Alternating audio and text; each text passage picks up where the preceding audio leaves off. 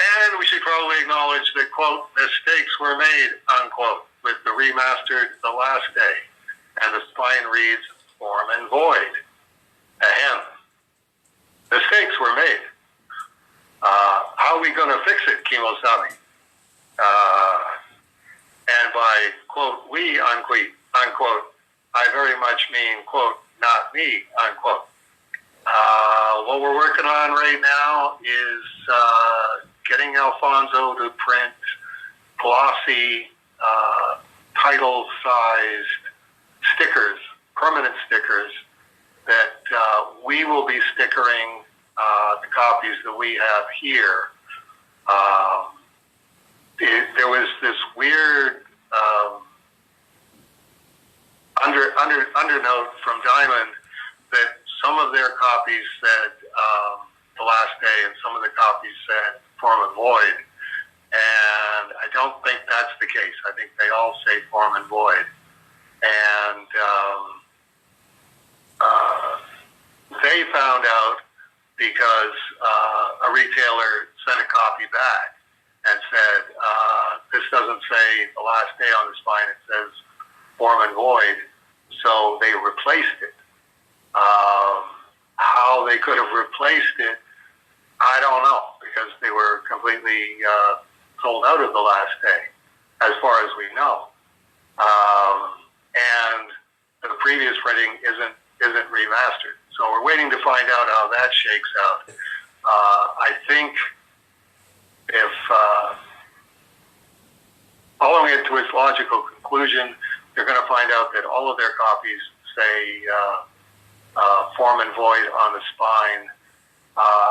At that point, I don't think they're going to want to sticker them. They're stickering the earlier mistake, which it doesn't have a barcode on it, and charging whatever they do per book, and a penalty, $150 penalty for violating the guidelines for what they get in. Everything has to have a barcode on it.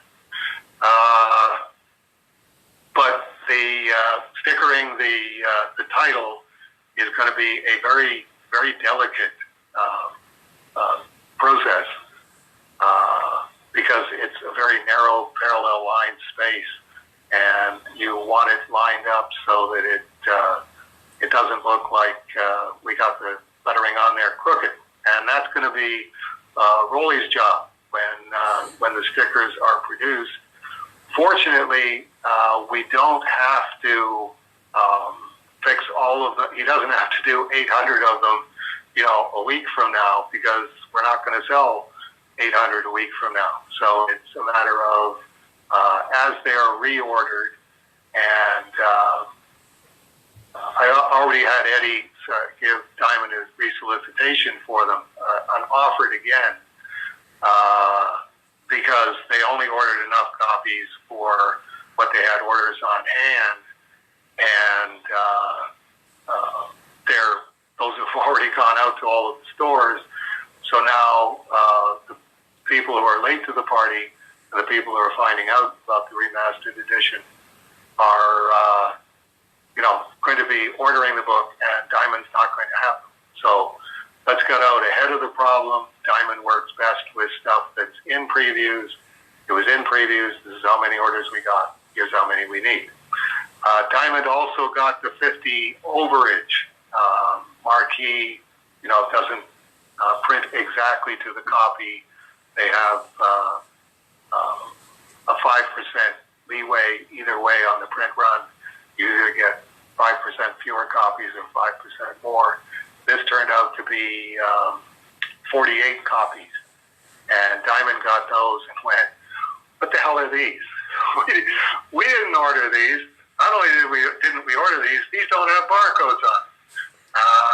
So they were talking about, are we supposed to ship these back to you guys, or do you want us to just get rid of them? And then started looking at the orders that were coming in and went, okay, we'll keep the 48 copies. But why did we get them? Why did we get the 48 copies? And it's like, that was, I guess, what Marquee did. Ordinarily, you would send the overage to the publisher, which is me, or find out where you're going to send them. But they sent them to Diamond, which turned out to be a very happy coincidence that was the best place to send them, because now I don't have to ship them to Diamond. So, we're estimating if you offer it again, and we're offering a signed version and an unsigned version, and the signed version is $90 as opposed to $30, going on the same basis as the Cerebus in Hell with a question mark autograph copies, where it's a $4 comic book, but it's $15 autographed. And the orders on that, I'm guessing, but I'm assuming that when that previews comes out, which will be 2 months from now, 3 months from now, we'll maybe get orders for 75 and 50, 48. Pick a number out of the hat. You'll probably guess closer than I do. And at that point, Rolly will have to sticker those copies and put barcodes on those copies, and then take them to packaging too, and they'll ship them to Diamond according to all of Diamond's specs. So that's the not so short answer to your question. How are we going to fix it, Kimo Zabi? Well, and go ahead. I was wondering if we were going to try, if you were going to try to get stickers where it was the correct name with the artwork, so that you could, trying to line the sticker up so that it looks like. But the problem is, it's going to turn into that Beatles album where they were dressed up like butchers with all the dead babies, but they put the white sticker over. You could see George's black shirt, and so everybody peeled the sticker off. Right. At this point, do we need to put a sticker saying, yes, this is a sticker, no, don't pull it off?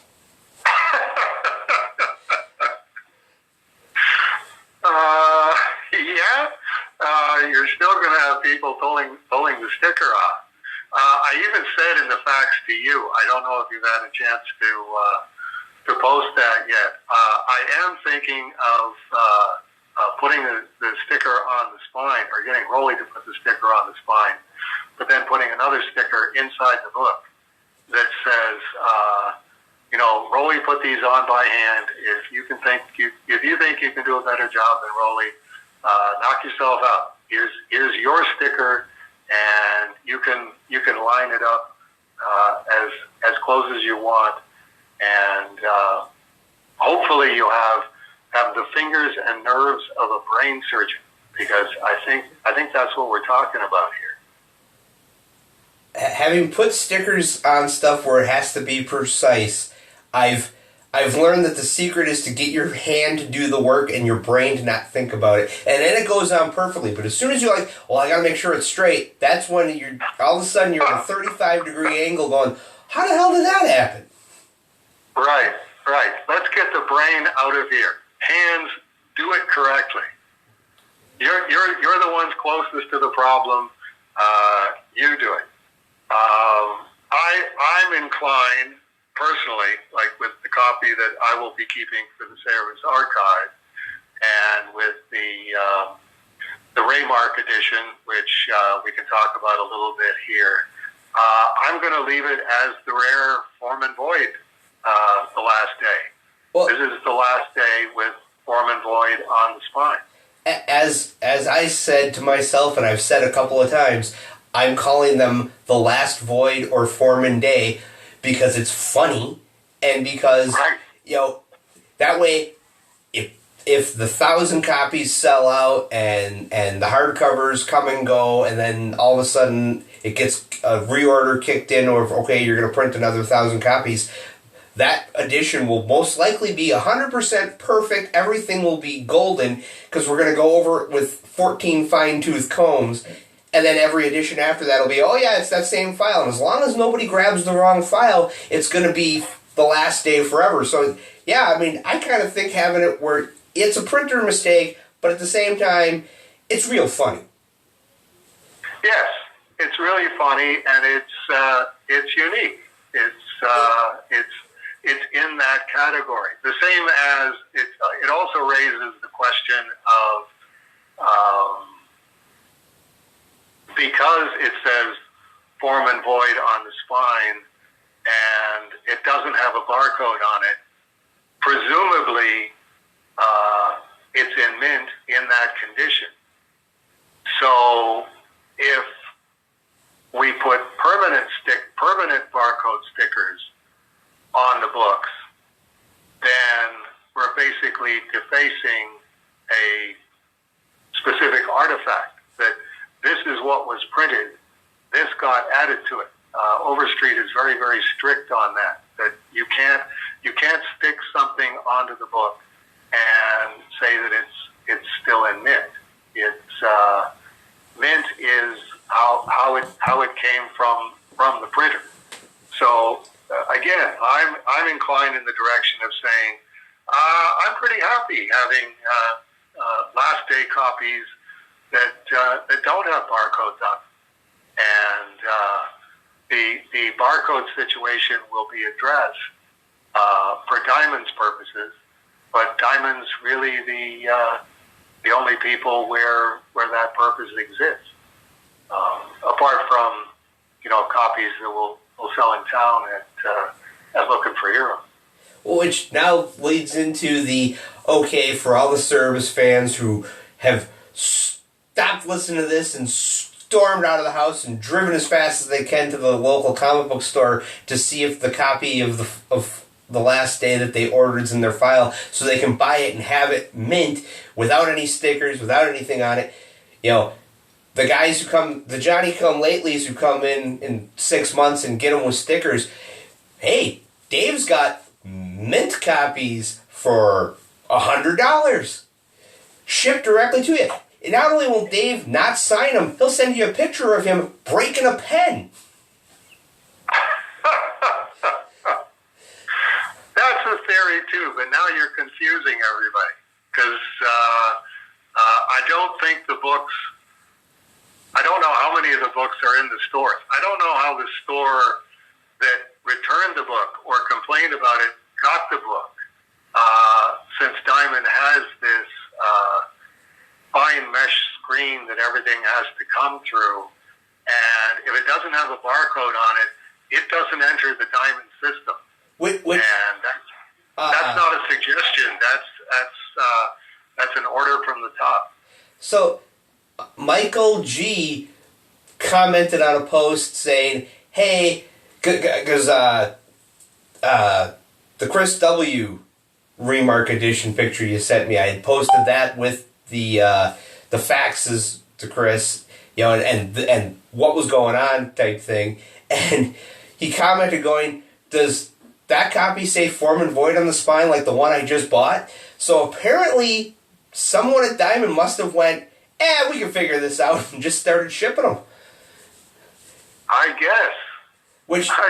I mean, it seems odd that they would do that, but at the same time, I'm thinking it's a case of orders in, orders out. If it screws the system up, I mean, there's only 200 of them. If they all came in 6 boxes, and somebody just went, oh yeah, sure, whatever, and received the 6, and then somehow threw them on the trucks. I don't think the Diamond system works that way, which is why this is becoming such a mystery. Is in order for the books to be processed so that they can be shipped to the stores, that's done with the barcodes, as far as I understand. It's not as if anybody ordered a box of the Last Day Remastered. The most anybody caught was like 2 or 3 or whatever. That means the boxes have to be opened, the books have to be broken down, and somebody has to say, okay, we're putting this box together for Jim Hanley's universe, and Kadit. Okay, there's his 3. That's now this is how his order has been produced.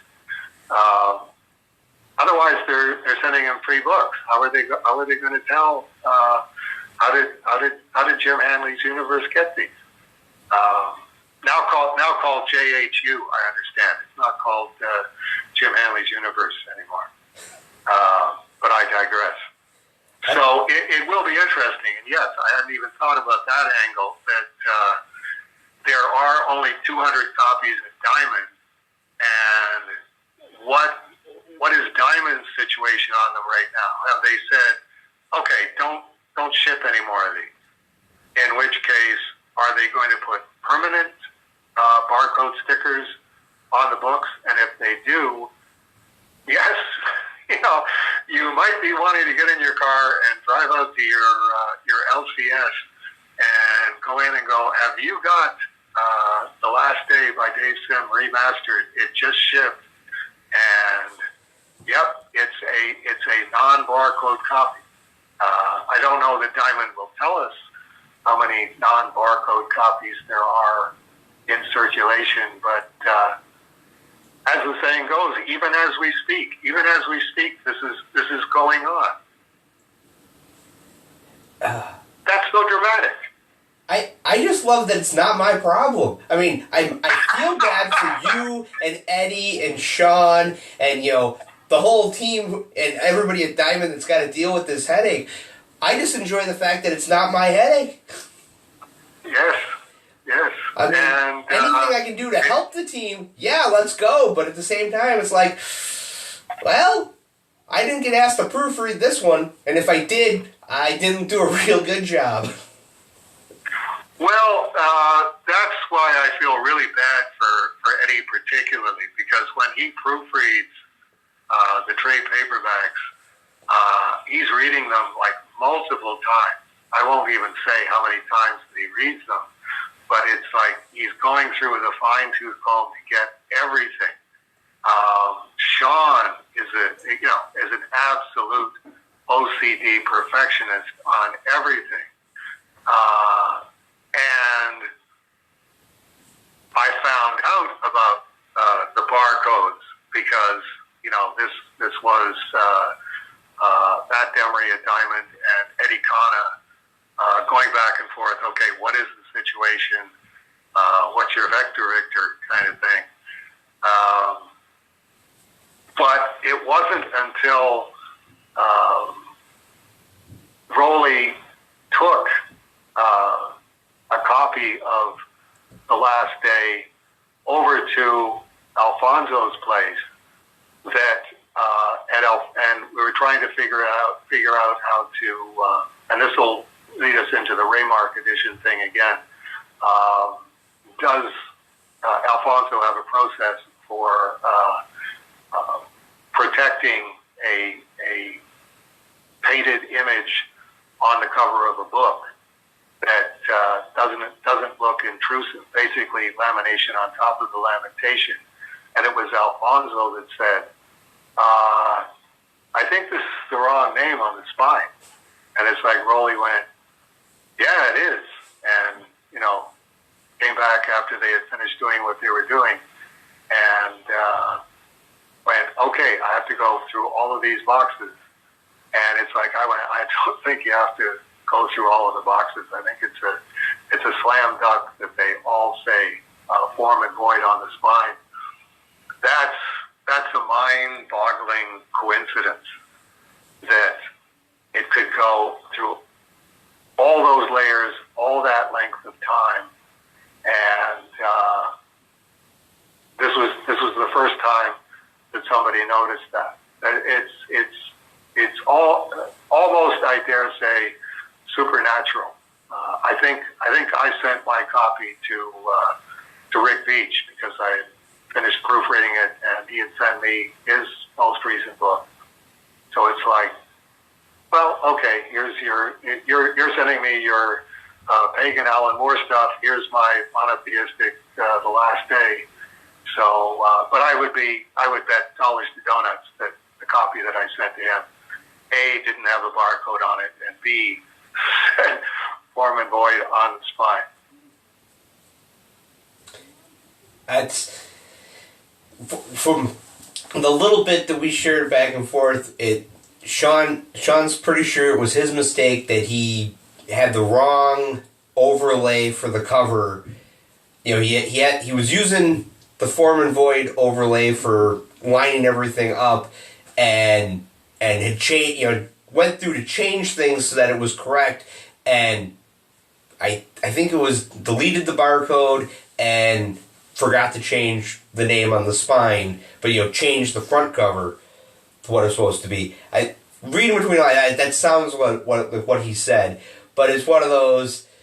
It came up and the emails started to fly a little bit, and then Sean's dad, I guess, fell, so he's down in Florida dealing with family stuff, and it's like, yeah, Sean's busy.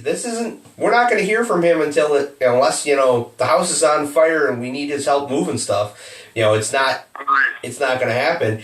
And it's like, and at this point, the 1,000 books are printed. I don't see them going back and Marquis fixing it, because it's going to be one of those, well, who made the mistake? And it's, well, you guys approved this proof.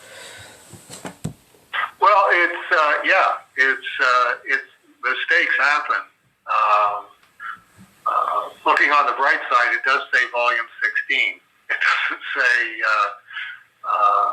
volume 14, which is Form and Void. It's one of those.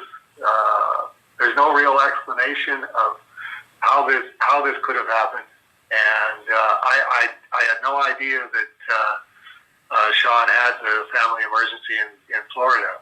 Best wishes to Mr. Robinson, and I hope it's not bad enough that you would have to fly to Florida, but obviously it's bad enough that you have to fly to Florida. So that's obviously the major concern there, and I don't think from the outset on this, it's like, no, this is not a finger pointing kind of thing. If I had caught it right out of the box, then I would say, okay, this is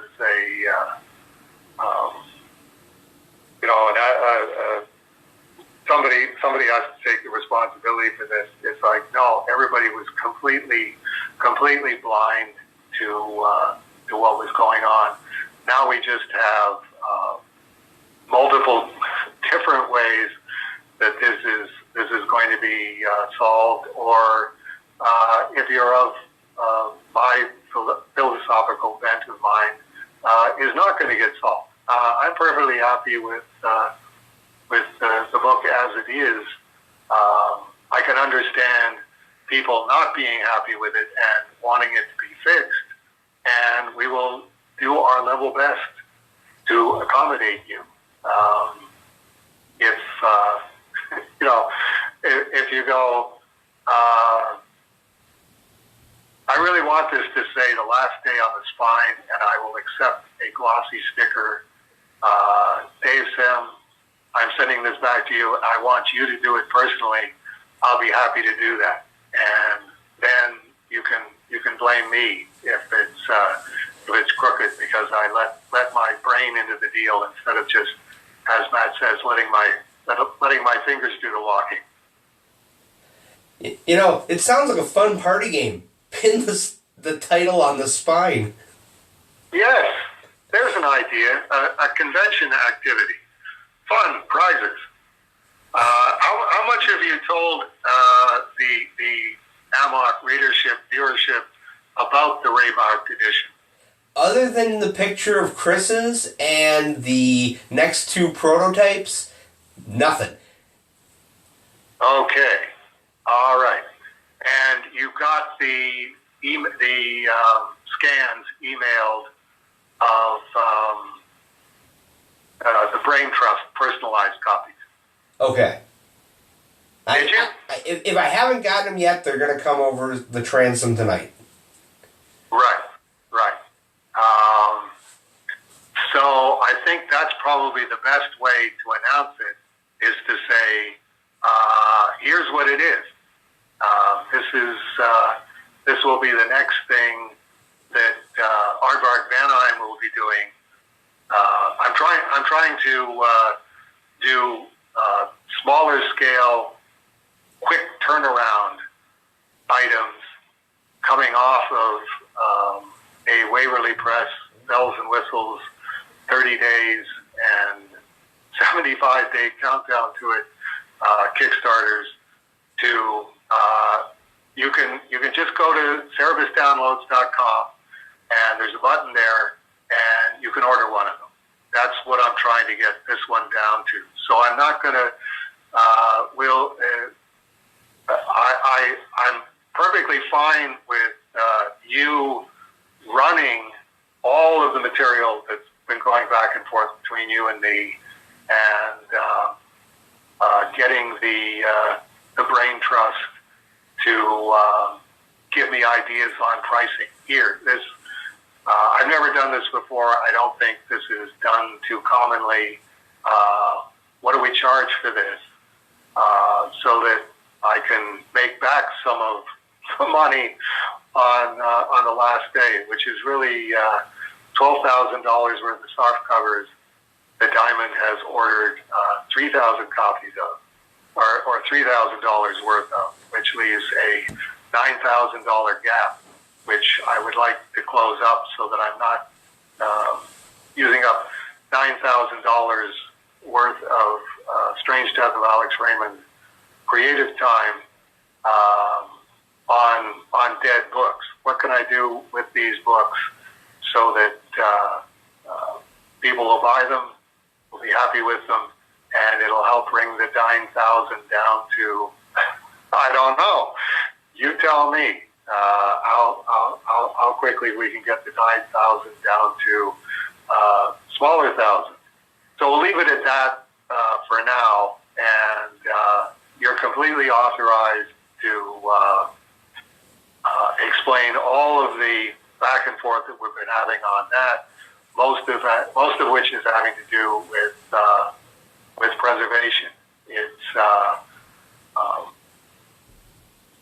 if you can have them in the video for this, please hold for Dave Sim, and they can be looking at them as we're talking about it.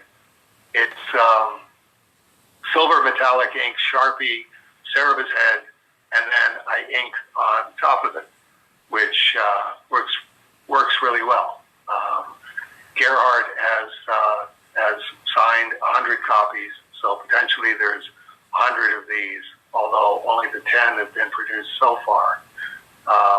And not only can I ink on top of the silver metallic ink Sharpie, just as if it was a piece of illustration board, I can also erase, because the silver Sharpie covers up in the ink, just as if it wasn't there. So if I put in a line and I don't like that one, I can just put the Sharpie metallic pen over top of it. It dries in about 3 or 4 seconds, and then I can just ink the line that I did want on it. So it's really cool. I really like doing them, and because it's last day Cerebus, it's like you really get the sense of this is a cartoon character where okay, you've read 6,000 pages where suddenly his mouth goes 3 times its size, suddenly his eyes go 3 times their size, his ears pivot, they swivel, they expand, they shoot straight up. When he comes to his last day, all of the elasticity is gone out of that. And if you just do all of the Cerebus heads that I've done so far as an animated film, that'll tell you what he looks like rattling around in his last day bedroom. It's just sort of like 5 or 6 little bowls, little bags of Jell-O, all pasted together, and they're all moving, and it's like really creepy to look at. I'm just making myself a note of, okay, when we get to this part, put in the quick 15th of a second shot so that it is a little animation. it'll be an interesting effect because it's obviously I can't make them all. I could cut out a stencil of Service's head, but then everybody's getting exactly the same head, and with just the features being different. And it's like, no, I think for a cartoon character who's, however many hundreds of years old Service was at the time of his death, with the elasticity gone, this is what I picture it looking like. So that's go ahead. So for everybody that's going on the audio portion of our program and going, what the heck are they talking about? Dave's doing Silver Service Remarks on the cover. It's signed by Dave in silver. It's signed by Gerhard in silver. Dave inks over the silver. The video people are going, yeah, we've been looking at this for 5 minutes, Matt. What the? Why you explain? Again, for the people at home who are only listening, they're going to be... Oh, right. they're going to be... It's the last day, signed on the cover in silver by Dave and Gerhard with a old Service head sketch remark.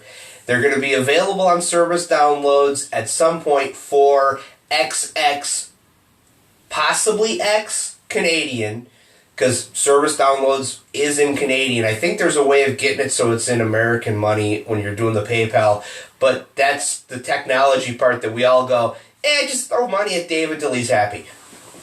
Right. It's also simpler if it's all in Canadian funds, which is why at the launch point there isn't going to be an international version. There will be an international version, but that has to be worked out on a completely different scale of values. I'm definitely interested as the Service backers and the Service fans are getting aware of this and seeing what it is. What would you expect to pay? And not in a rhetorical sense. No, what would you expect to pay? What would be a price that would make you happy on that? And because it's in Canadian dollars, to convert it to US, just deduct 30% or so. Although now the Canadian dollar is just absolutely soaring as soon as I started doing this, and it's like, oh, stop that. You said you could check it online. Just Google search Canadian dollar, US dollar conversion rate, and it'll give you a number. Well, so for everybody at home, Dave faxed me to fax a bunch of Service, let's say, fan mucky mucks. People of renown who, like Margaret, Margaret gets a vote of, hey, okay, Margaret, you'd throw money at this. How much money is a reasonable a reasonable amount to throw at it? So we've been going behind the scenes, backstage, throwing numbers around, and there's certain baked-in costs, like, we can't go below this amount because then Dave loses money. And right. And so when we're throwing amounts around, and it's, this is the cost in American, this is the cost in Canadian. I'm like, well, it's going on Service downloads, which is a Canadian anyway. So I went on Google, and they got this really handy currency calculator, and you type in, you set it to what you want. So I'm doing Canadian to American, and as an example, 100 Canadian dollars, the last time I checked, which I think was last night, is $74.40 American, or $74.30. It's right around there, which is, it makes it real convenient when we're kicking around numbers of, well, I think it should be $90 Canadian. I think it should be, we can immediately convert it of, okay, at what point, as I said in one of the faxes, I'm starting to smell bacon of, pigs get fat, hogs get slaughtered. At a certain point, we're not getting enough. We're not going to get all the lettuce because at that point they're making BLTs out of us. Right. And again. Well put. And again, for the people at home, go ahead and comment on wherever or send an email to momentofservice@gmail.com of I would pay X, a fourth X, we'll send you 2 copies. Right. But whatever, look at the photos, because I'll put photos up and on a Moment of Service, and they'll be in the videos for people watching at home on the YouTubes. But this is what it looks like. How much would you be willing to spend? Here's a picture of Dave. How much do you want him to starve to death because he has no money because you didn't spend enough?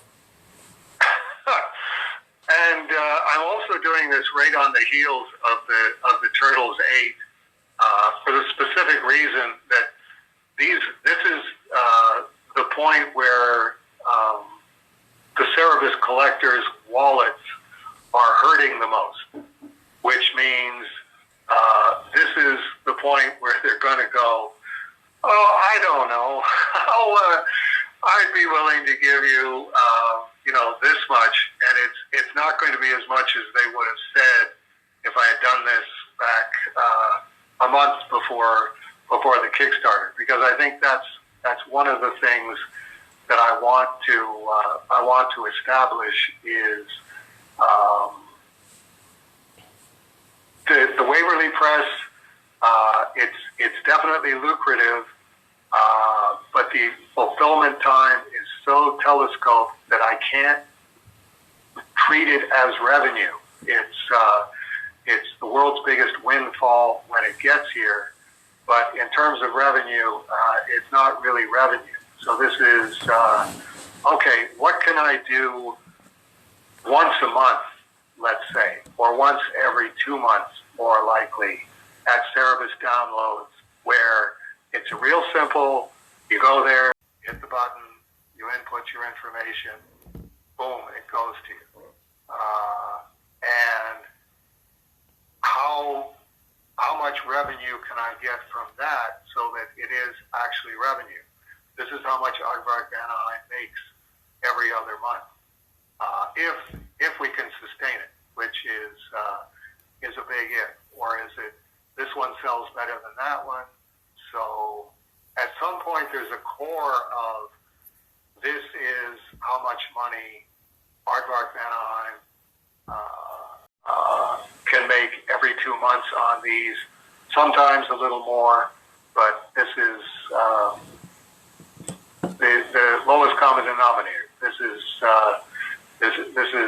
how much comes in, so that I can do some planning on Strange Death of Alex Raymond and say, okay, I want uninterrupted working time, not work for a month and then have to stop and figure out something that's going to bring in $8,000 or $10,000, so that I'm able to keep this whole creaking Aardvark Anaheim mechanism moving forward without having to sell the archive or parts of the archive. Like the situation that you have, whoever is listening right now, you know how much you make, because here it is. This is, you get this every week, or you get this every 2 weeks.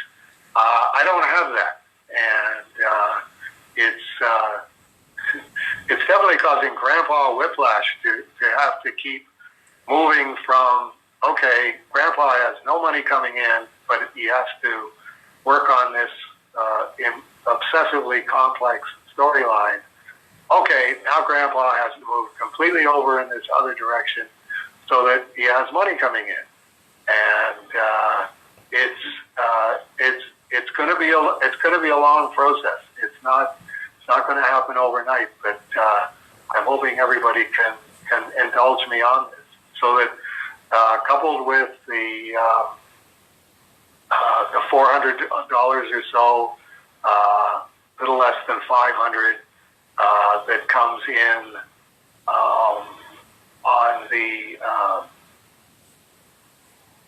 Strange Death of Alex Raymond supporters site, the Patreon, coupled with so far so good the GoFundMe SDOAR 2023 that Jennifer is doing, which brings in about 900. This month we actually went up from the 900 to like 1,200, and the few $100s that Service and Hell with a question mark makes, and windfall amounts from strange licensing deals and stuff with, $1,000 here and $500 there. It's just trying to scaffold the whole thing so that I have a period of time when I'm doing something like these cover Remarqued editions and doing them on an ongoing basis. That's the other thing that I'd like to introduce is, okay, the Kickstarter is one thing. This is, if you want one of these, I'll do you one of these, you can buy it. And it's not a matter of, well, how many are you doing? It's like, I'll keep doing them, and I'm sure Gerhard will be happy to keep signing them at $5 per until all of the 800 copies are gone. And Rolly, it'll just be one of the other things that he's doing as part of the mailing on Thursdays, and it'll be a revenue source. How much of a revenue source? I think we're definitely more interested in slow and steady rather than a sudden burst of orders and then nobody ever orders one of these again. And we're also working on, and this is, top secret only in the sense that if you're listening to the sound of my voice, you're in very, very small select company. We will have a first day special that the first day that the Remarqued copies are made available, this will be the cheapest that you ever get them. And this is why we're looking at, okay, what's the ongoing price going to be and what's the first day price going to be? And I want the first day price to be as low as possible as a reward to the people who are within the sound of my voice. If you're that OCD, a Cerebus fan, that OCD, a Dave Sim fan, and not meaning that in a pejorative sense, you should have a reward. And it should be, okay, you knew about this 2 months ago when we were just designing the whole thing. It's 2 months later. The first day for the last day. The first day for the last day is going to be fill in the blank, whatever the day is, and you will have had 2 months to decide, okay, how many of these am I going to get? And definitely, if I'm only getting one of them, this is on my calendar, because there's no point in spending money that I don't have to spend if I am, by definition, an OCD, Cerebus, OCD, Dave Sim fan. Right. And that's so there's 9 of us in the Brain Trust, and so far half of us have kicked out numbers that are within a degree or two of each other. I mean, there's no major variance for the people at home going, oh, geez, these, how many hundreds is this going to... Well, we're trying to keep the price low, but not so low that we're crazy.